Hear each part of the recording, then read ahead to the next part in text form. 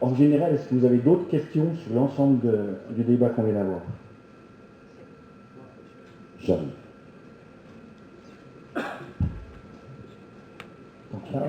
Il y a une chose qui m'interpelle, parce que j'adore la nature, j'adore voir les animaux dans la nature, principalement les oiseaux.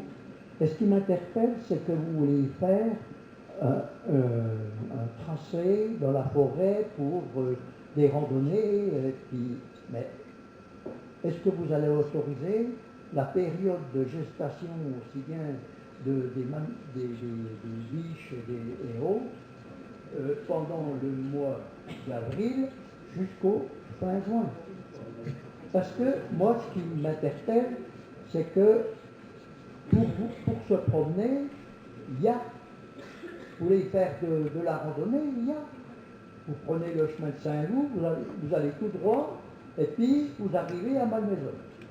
Vous prenez le chemin pour direction le camp, vous bifurquez à droite, et vous longez, vous arrivez au pas de la Vierge. C'est facile, vous voulez vous promener. Il y a déjà des chemins. Alors moi, ce qui m'interpelle, c'est que si vous faites des tracés n'importe comment dans la forêt... On n'a pas dit qu'on faisait n'importe comment le tracé. Le tracé ne sera pas fait n'importe comment. Il sera étudié pour être un tracé aussi pédagogique. On ne l'a pas dit, mais il faut que ça soit quelque chose de pédagogique. Il faut instruire les gens, les jeunes, les moins jeunes, les sensibiliser à ce qu'ils ont autour d'eux. Aujourd'hui, il y avait un chemin, certainement qu'on avait pris, ça s'appelait, à Pétarier, ça s'appelait le... Non, il y a l'arboretum qui a l'autre. Le pas de la Vierge. Non, c'est pas le pas de la Vierge. Il y avait tous les... Il y avait le chemin majestueux, le parc majestueux. Il n'a pas été entretenu du tout. Oh, du tout. Pourtant, je le prends, ce chemin. J'en sais quelque chose. Donc voilà. Et je crois qu'on va pas pouvoir... On va mettre des barrières à l'entrée de chaque route de Doubs parce qu'il y a la gestation de tel animal ou tel animal. Ça, c'est impossible. Pour revenir au sujet brûlant de la communauté nouvelle, la commune nouvelle, est-ce qu'on ne pourrait pas envisager plus tard avec les autres communes au lieu que ce soit des grands élus qui décident, pourquoi il ne ferait pas un référendum par village? Alors, le référendum, bonne question, parce que le référendum, il est prévu dans la loi. En 2017, nous, on a demandé de passer par un référendum. On n'a pas été accepté. Mais là, c'est une obligation pour moi de passer par un référendum.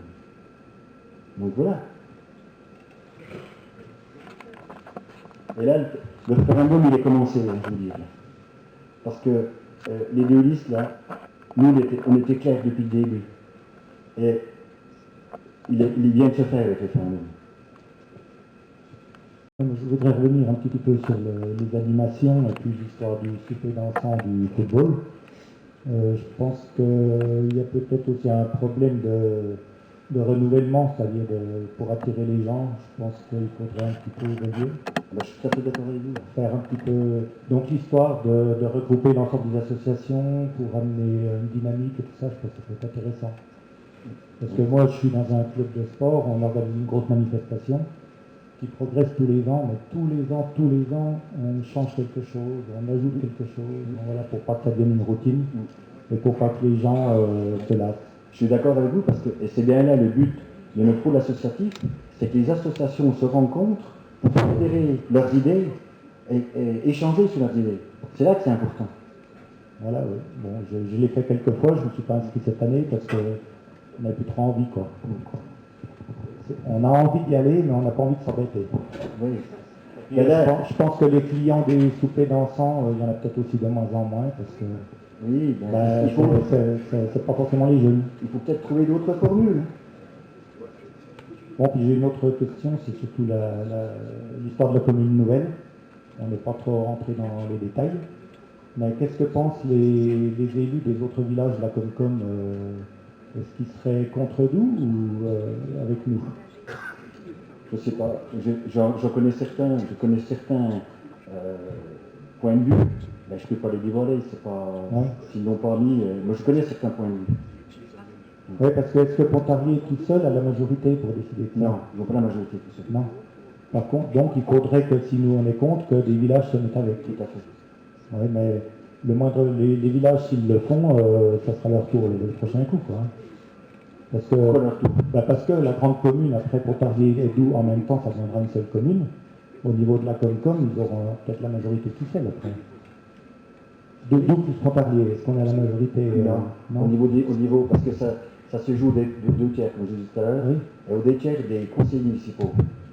Pas des représentants Non, Comcom. c'est des conseils municipaux, de l'ensemble des communes. D'accord. Et Doux plus Pontarlier ne fait pas les deux tiers? Non. Ah, d'accord.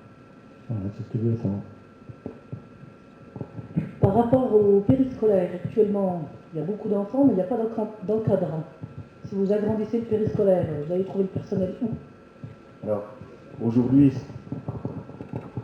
ça c'est géré par les Francas. Et ça, c'est un souci qu'il faut qu'on ait avec eux, c'est un échange, un dialogue avec eux. Parce que aujourd'hui, le périscolaire, il ne donne pas satisfaction, vraiment.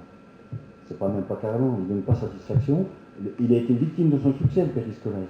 Au début, à la cantine, il y avait une vingtaine d'enfants, aujourd'hui, ils sont pratiquement 100. Donc c'est sûr que à ce niveau-là, il faut agir et faire quelque chose.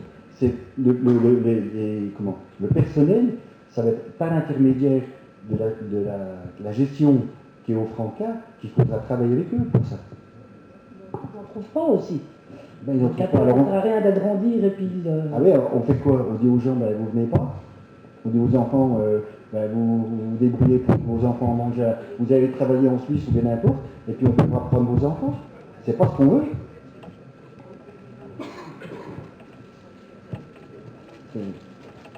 Oui, Jacques Lantin, donc moi je voudrais intervenir sur la philosophie un petit peu générale de ces rencontres. Si il y a beaucoup de monde ici ce soir, c'est parce que, moi en tout cas je le sens comme ça, il y a un besoin de clarification, mais aussi, c'est dans l'air du temps, de sobriété. Je rajoute quelque chose. La communauté de communes nouvelle se fera à l'échelle des 10 communes.